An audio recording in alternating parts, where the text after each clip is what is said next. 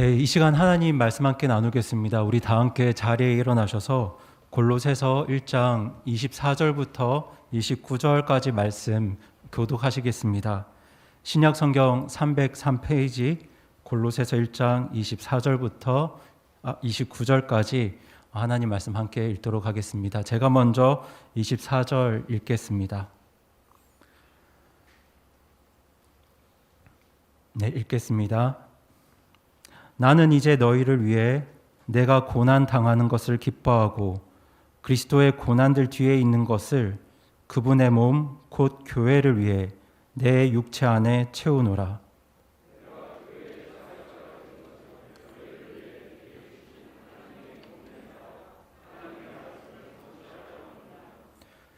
이것은 곧 여러 시대와 여러 세대로부터 감추어졌으나 이제는 그분의 성도들에게 드러난 신비에 관한 것이라.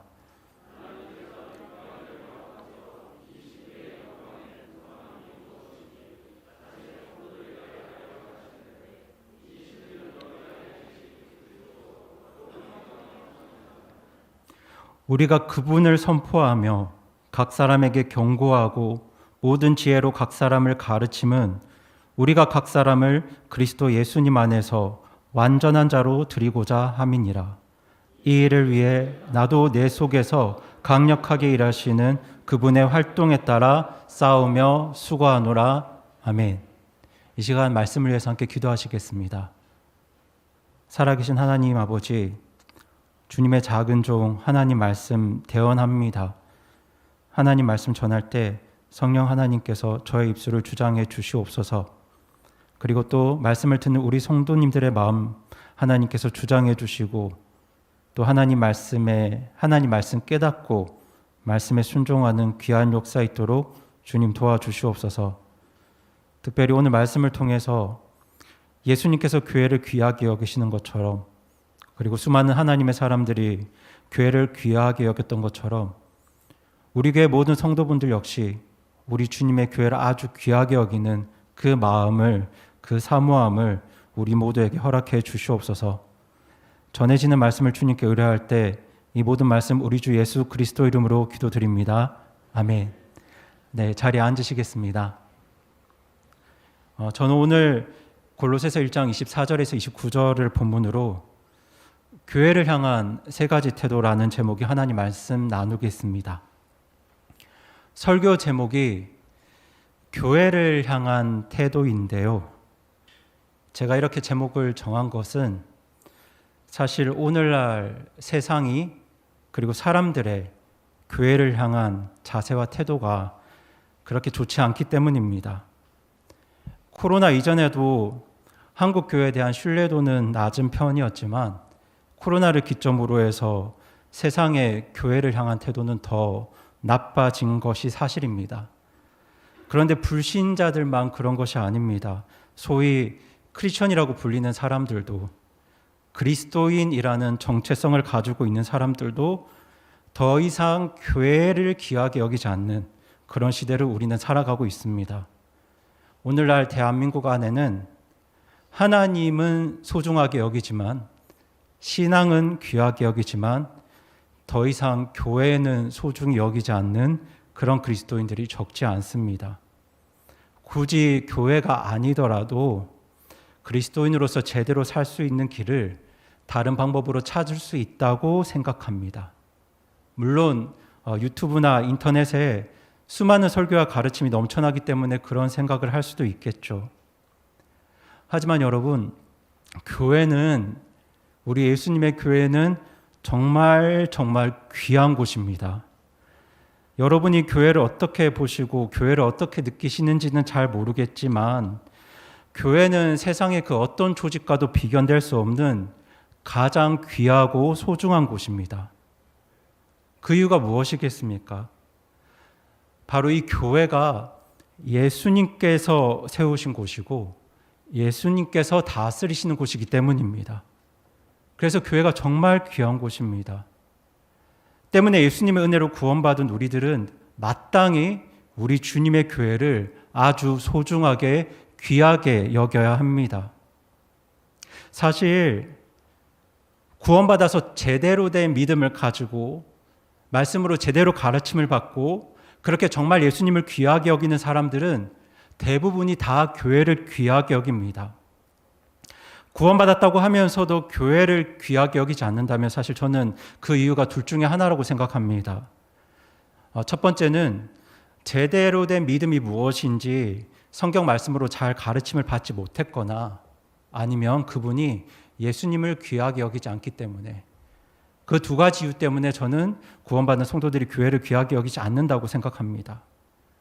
구원받고 하나님 말씀으로 가르침을 잘 받은 성도들은 교회를, 우리 예수님의 교회를 아주 정말 소중하게 여깁니다. 그래서 오늘 본문 25절에서 바울이 자신을 누구라고 고백합니까? 바로 교회의 사역자라고 고백합니다. 바울은 분명 예수님의 종이지만 예수 그리스도의 사역자가 아니라 어디의 사역자라고요? 교회의 사역자라고 고백하죠. 자신이 교회의 사역자라는 이 바울의 고백 속에는 교회를 세우시고 교회의 머리 되신 그 예수님께서 나에게 가장 귀한 분이라는 그 바울의 귀한 믿음이 이 고백 속에 아주 강하게 녹아 있습니다. 세상이 교회를 하찮게 여기는 이 시대에 심지어 일부 그리스도인들도 교회를 아주 가볍게 여기는 이 시대에 이 자리에 계신 모든 성도분들은 예수님이 세우시고 예수님이 다스리시는 이 예수님의 교회를 아주 소중하게 가장 귀하게 여기시기 바랍니다. 저희 그런 마음과 바람을 가지고 제가 오늘 교회를 향한 세 가지 태도에 대해서 하나님 말씀을 나누길 원하는데요. 그 첫 번째는 이것입니다. 우리 교회를 향한 세 가지 태도, 그 첫 번째, 우리 슬라이드를 한 장 넘겨주시기 바랍니다. 제가 보내드린 슬라이드를 준비 안 한 것 같은데요. 첫 번째 한번 따라해 주시기 바랍니다. 교회를 통한 축복을 풍성하게 받아 누리십시오. 네, 제가 첫 번째 권면드리는 자세와 태도는 교회를 통해서 누릴 수 있는 축복을 우리 성도분들이 풍성하게 받아 누리는 겁니다. 여러분, 어린아이가 건강하게, 행복하게, 건전하게 잘 자라려면 그 가정에서 제공하는 축복을 풍성하게 누려야 합니다. 마찬가지로 구원받은 성도들이 건강하게, 행복하게 잘 성장하려면 교회가 제공하는 그 축복을 풍성하게 받아 누릴 줄 알아야 합니다. 그렇다면 여러분, 우리가 교회를 통해 누릴 수 있는 복들에는 무엇이 있을까요? 많은 것들이 있겠죠. 좋은 사람들과의 만남도 있겠고, 내 자녀를 돌보아주는 교회 학교도 있을 것이고요. 그리고 주일날 교회에서 먹는 맛있는 음식, 커피 이런 것들도 우리가 교회에서 누릴 수 있는 복들입니다. 오늘 그 송종호 형제님, 이화 자매님 가정에서 떡을 헌신해 주셨는데 우리가 오늘 정말 점심에 맛있게 잘 먹지 않았습니까? 저도 음식을 적당하게 먹어야 되는데 오늘 떡이 맛있어가지고 많이 먹었습니다. 이거 교회에서 누릴 수 있는 복들입니다. 그리고 어려운 일들이 있을 때 나를 위로해주고 나를 격려해주고 나를 위해 기도해주는 지체들도 우리가 교회를 통해 누리는 귀한 복들 중에 하나입니다. 하지만 우리가 교회에서 풍성하게 누려야 하는 아주 중요한 두 가지 축복이 있는데요. 그것은 바로 구원의 복과 성장의 복입니다. 한번 따라해 주실까요? 구원의 복, 성장의 복. 네, 우리 오늘 함께 본문 1장 28절 말씀을 한번 읽어보겠습니다. 시작. 우리가 그분을 선포하며 각 사람에게 경고하고 모든 지혜로 각 사람을 가르침은 우리 각 사람을 그리스도 예수님 안에서 완전한 자로 드리고자 함이니라. 아멘. 여러분, 제가 구원의 복, 성장의 복 두 가지를 말씀드렸는데요. 지금 이 28절 말씀에서 바울이 그분을 선포하며 라고 말씀합니다. 여기서 그분이 누구겠습니까? 네, 바로 우리 주 예수님이죠. 바울이 왜 예수님을 선포하겠습니까? 오직 예수님을 통해서야만, 선포된 예수님을 통해서야만 모든 사람들이 죄 문제를 해결하고 구원받을 수 있기 때문입니다. 그렇게 구원받는 축복이 우리가 교회를 통해 누려야 하는 가장 중요한 복입니다. 그리고 이 구원의 복과 더불어서 교회를 통해서 누릴 수 있는 또 다른 중요한 복은 바로 성장의 복입니다. 지금 이 28절에서 바울은 모든 지혜로 각 사람을 가르친다고 말씀합니다. 그런데 왜 바울이 구원받은 사람들에게 이런 지혜로 각 사람을 가르치겠습니까? 말씀을 통해서 가르침을 받아야 구원받은 사람이 예수님 안에서 완전한 자로 성장할 수 있기 때문입니다. 여러분, 선포된 예수님을 믿고 구원받는 것, 그리고 또 말씀의 가르침을 통해서 완전한 자로 성장하는 것, 이것이 바로 구원의 복과 성장의 복입니다. 우리 한 번만 다시 따라해 주실까요? 구원의 복, 성장의 복. 네, 여러분 이렇게 말씀하실 때 내가 다른 건 몰라도 우리 교회를 통해서 이 두 가지 복은 꼭 누려야 한다. 그런 마음을 이 시간 가져주시기 바랍니다. 이게 교회를 통해 누릴 수 있는 가장 놀라운 복입니다. 여러분은 우리 교회를 통해서 이 두 가지 복을 모두 누리고 계신가요? 혹시 이 자리에 아직도 구원의 복을 누리지 못한 분들이 계시다면 하나님 앞에 나의 죄를 회개하고 나를 위해 십자가에서 죽으시고 부활하신 예수님을 믿음으로 구원받는 복을 그 삶 가운데 풍성히 누리시기를 간청드립니다. 그리고 혹시 또 이 자리에 구원받았지만, 오래전에 구원받았지만 아직 하나님 앞에 바람직한 성장이 없다면, 아직 하나님 앞에 내가 완전한 자로 드려질 수 있다는 그런 고백이 없다면 하나님 말씀을 배우는 자리에 더욱 철저하게 서 계셔 주시길 또 간청드립니다. 그래야 주님 안에서 완전한 자로 성장할 수 있습니다. 사실 오늘날에도 많은 사람들이 교회를 통해 복을 누리길 원하는데요. 그런데 가만히 들여다보면 정말 중요한 복들은 구하지 않고 별로 중요하지 않은 복들만 구하는 거 볼 때 참 개인적으로 안타깝습니다. 구원의 복, 성장의 복은 구하지 않고 이제 엉뚱한 복들만 집착하는 분들이 계신데요. 저는 이런 모습을 볼 때 정말 맛있는 맛집에 간 분이 뭐 거기서 경치도 구경하고 뭐 푹신한 소파에도 앉아보고 하는데 정작 그 집에 가서 그 맛집에 가서 음식은 안 먹고 돌아오는 그런 분들 같습니다. 진짜 안타까움이 있죠. 교회를 통해 누릴 수 있는 정말 귀한 복, 중요한 복은 바로 구원의 복과 성장의 복인데 여기에 관심이 없는 성도들을 볼 때 참 마음이 안타깝습니다. 저는 이 자리에 계신 모든 분들이 교회를 통해 누릴 수 있는 다른 어떤 복들보다 이 구원의 복과 성장의 복을 갈망하셨으면 좋겠습니다.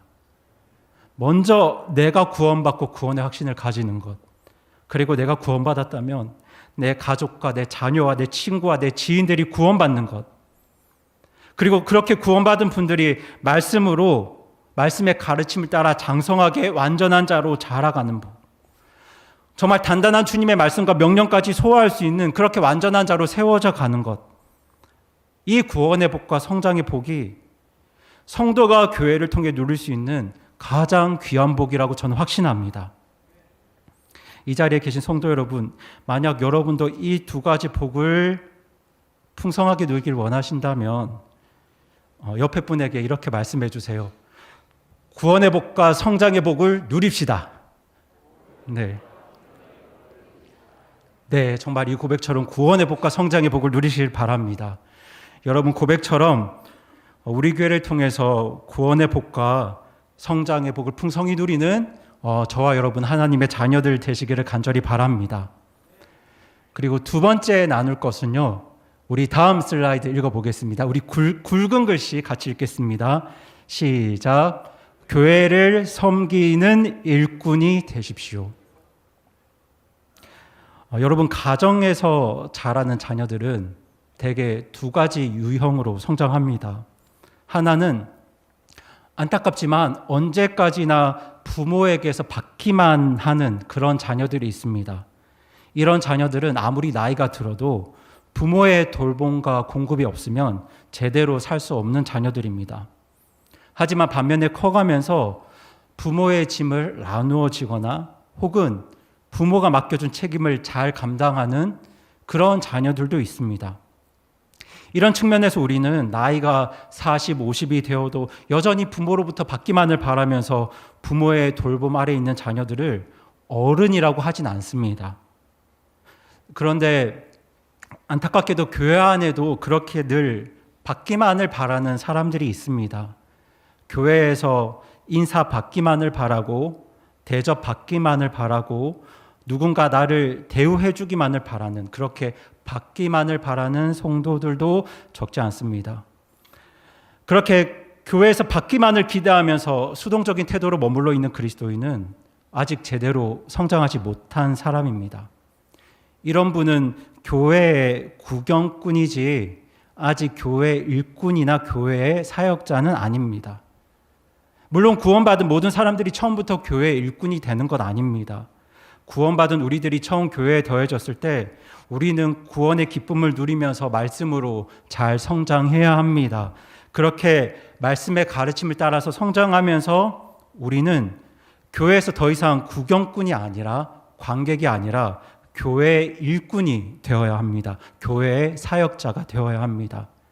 제가 오늘 말씀을 전할 때 사역자라고 말하는 건 목사님, 전도사님을 일컫는 말이 아니라 일꾼, 그냥 일꾼을 뜻하는 말입니다. 제가 그런 의미로 사역자라고 말씀을 드리겠습니다. 그리고 그렇게 교회의 사역자로 살아가는 삶이 바로 하나님께서 기뻐하시는 삶입니다. 여러분, 앞서 말씀드린 것처럼 25절에서 바울이 자신을 어디에 사역자라고 고백했습니까? 네, 교회의 사역자라고 자처했습니다. 바울이 자신을 교회의 사역자라고 부른 이유는 예수님께서 교회를 가장 사랑하시고 주님께서 교회를 가장 귀하게 여기신다는 그의 믿음 때문이었습니다.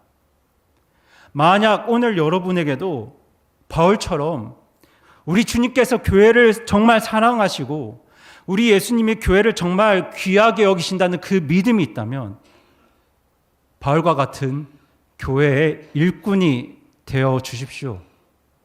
교회를 섬기는 일꾼, 사역자가 되어 주시기 바랍니다. 구경꾼의 자리에서 벗어나서 교회를 섬기는 일꾼이 되어 주십시오. 오늘 오전에 들었던 말씀처럼 나이를 물은하고 내가 섬길 수 있는 일이 있다면 나의 시간과 나의 정성과 나의 노동과 나의 노력을 들여서 교회를 세우고 교회를 섬기는 교회의 사역자가 되어 주시기 바랍니다. 물론 우리 교회에도 지금까지 교회를 신실하게 섬기신 신실한 사역자 일꾼분들이 정말 많이 계십니다. 우리 교회에 이렇게 신실한 일꾼들을 허락하신 하나님께 정말 감사드리고요. 또 그런 분들이 저에게도 아주 큰 기쁨이 됩니다. 오늘 추운 아침에도 주차하시는 형제님들 볼 때 참 운전 정말 잘하신다. 저렇게 아슬아슬하게 정말 저렇게 치밀하게 주차하시는 형제님들 볼 때 정말 잘하시고 아침마다 저렇게 나와서 추운데 수고하시는 형제님들의 모습이 정말 귀합니다. 이른 아침 8시에 나오셔서 오늘 우리가 먹은 맛있는 음식을, 점심을 준비해 주신 그 자매님들의 섬김과 수고를 볼 때 얼마나 귀한지 모릅니다. 주님을 사랑하기 때문에 어떤 상황에서도 교회를 사랑하고 또 섬기는 성도님들로 인해서 저와 여러분 이렇게 교회 안에서 많은 것들을 누릴 수 있습니다. 하지만 교회 안에는 아직도 많은 구경꾼들이 계십니다. 사람들이 나를 알아주길 바라고 나를 대우해 주길 바라고 교회 안에서 내가 어느 정도 영향력을 가지길 원하지만 실제로 손과 발로 섬기지 않는 많은 구경꾼 분들도 계십니다. 여러분, 요한복음 13장에서 제자들의 발을 씻기신 예수님을 기억하시죠? 물을 떠서 자신의 허리를 숙여서 자신의 손으로 제자들의 발을 씻기셨습니다. 예수님께서 제자들의 발을 왜 씻기셨겠습니까? 우리 다 함께 화면 보시면서 요한복음 13장 14절 15절 말씀 같이 읽어보겠습니다. 요한복음 13장 14절 15절인데요. 우리 성경 찾아서 읽어보겠습니다. 요한복음 13장 14, 15절입니다.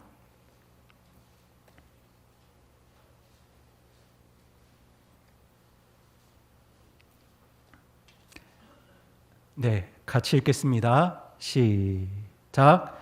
그런즉 너희 주와 선생인 내가 너희 발을 씻어 주었으니 너희도 서로 발을 씻어 주는 것이 마땅하니라. 내가 너희에게 행한 것 같이 너희도 행하게 하려고 내가 너희에게 본보기를 주었느니라. 아멘. 예수님께서 이렇게 말씀하시죠. 내가 너희에게 본보기를 주었느니라. 예수님은 우리에게 본보기를 주시려고 제자들을 섬기셨습니다. 여러분, 예수님께서 이렇게 직접 본을 보이셨다는 말씀은요, 그만큼 우리가 서로 섬기기를 간절히 원하신다는 뜻입니다. 이만큼 예수님은 구원받은 우리들이 섬기는 사람이 되기를 원하십니다. 섬기는 자, 일꾼, 사역자가 되길 원하십니다. 특별히 우리 주님은 구원받은 성도들이 교회 사역자, 교회 일꾼이 되기를 원하십니다.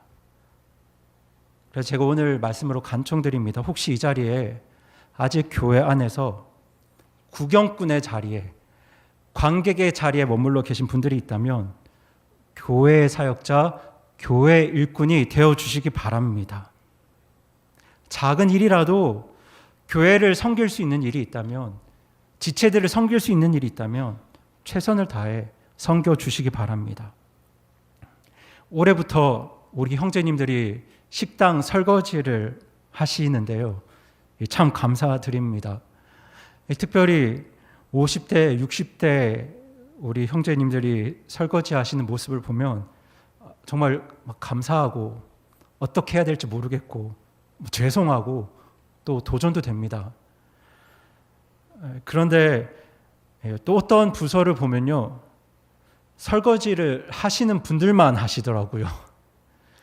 회장님이 매주 설거지하는 부서도 있더라고요.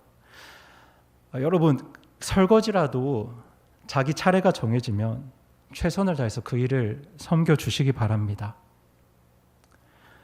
지금 저희가 여전도회 자매님들의 섬김을 통해서 맛있는 식사를 하고 있는데요. 그런데 지금 여전도회에서는 주일날 음식 준비하실 때 남전도회 형제님들이 좀 도와주시기를 바라고 계세요. 물론 음식 준비이기 때문에 자매님들이 잘 하시는 부분도 있겠지만 이게 대량으로 음식을 준비하다 보니까 힘써야 할 일들도 많다고 합니다. 그런데 이제 주일날 음식 준비하려면 주일 아침 8시 30분까지 일찍 교회에 오셔야 하거든요. 저는 이게 남전도회 분들이 한번 고민을 해주셨으면 합니다. 형제님들이 주일날 일찍 오시는 게 힘드시긴 하겠지만 그래도 매주 하는 건 아니니까요. 이 순서를 정하면 돌아가면서 할 수 있는 거니까 남전도의 형제분들이 순서를 정해서 일찍 와서 식사 준비를 도와주시면 우리 식사 준비하는 자매님께도 큰 격려와 힘이 될 것 같은데요. 이런 부분도 우리 모두가 교회 일꾼, 교회 사역자가 되기를 소망하는 마음으로 함께 마음을 모아서 이 일을 이루어야 한다고 생각합니다. 그렇게 교회 사역자로, 교회 일꾼으로 우리가 세워지는 것이 우리 주님께서 원하시는 삶이고요. 그것이 또 구원받은 성도들을 완전하게 자라가게 하는 우리 하나님의 방법이기도 합니다. 그래서 이제 키에르 케고르라는 유명한 신학자는 이런 말을 남겼습니다.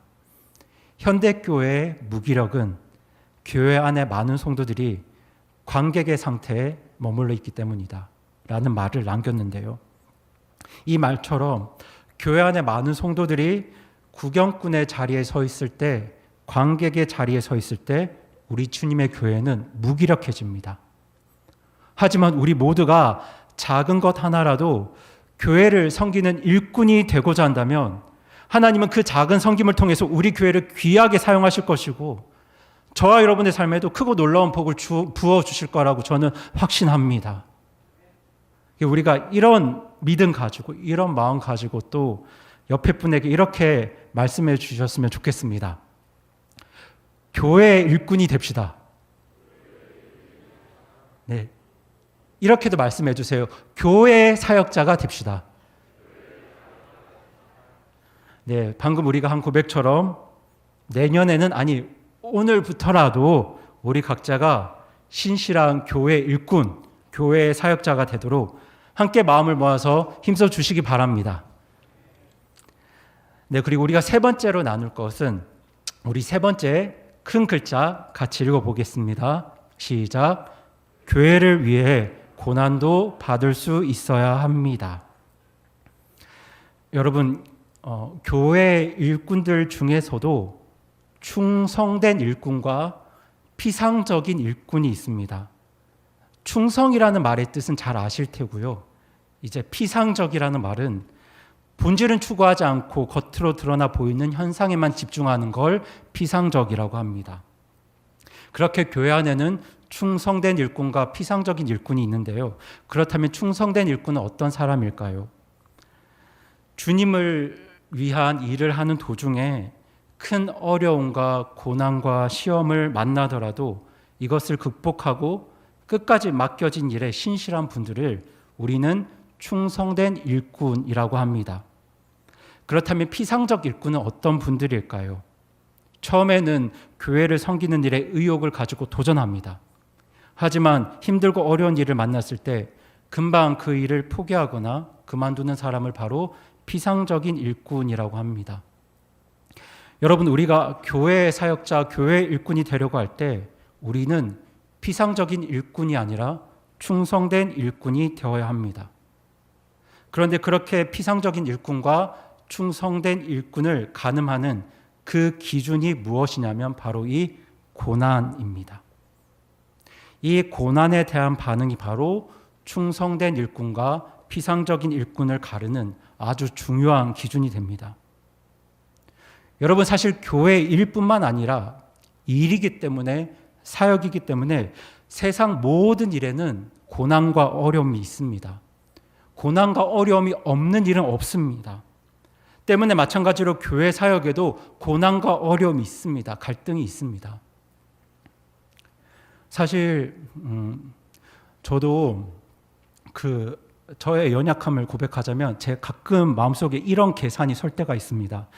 제가 그렇게 하지 않겠지만 그렇게 하겠다는 말씀이 아니고 이런 생각이 종종 들 때가 있습니다. 어떤 생각이 들 때가 있냐면, 만약 제가 사역을 하지 않고 사역을 그만두고 그냥 다른 일들로 생계를 유지하면서 지금 이제 하는 교회 사역이 한 10분의 1만 한다면 믿음이 약할 때는 훨씬 더 행복하게 즐겁게 신앙생활 할 수 있겠다는 그런 얄팍한 생각이 들 때가 있습니다. 요즘은 최저시급도 있고 하니까 무슨 일을 해도 먹고 살 수 있을 것 같고요. 또 성도로 살면서 지금 교회 사역 10분의 1 하는 건 하나도 어렵지 않을 것 같고요. 그렇게 하면 목사님께 혼나는 일도 없을 테고 교회 모든 어떤 성도와도 갈등 없이 좋은 관계를 유지할 수 있을 테고 목사님과 모든 지체들에게 칭찬받고 인정받으면서 즐겁게 신앙생활, 아주 행복한 교회 생활 할 수 있을 것 같다는 그런 생각이 종종 들 때가 있습니다. 그렇다고 해서 제가 목사님께 많이 혼난다고 생각하지 말아주시기 바랍니다. 예를 드는 겁니다. 저도 이제 여러 분야에서 직장생활을 한 10년 하면서 신앙생활을 해봤기 때문에 솔직히 그런 계산이 설 때가 있습니다.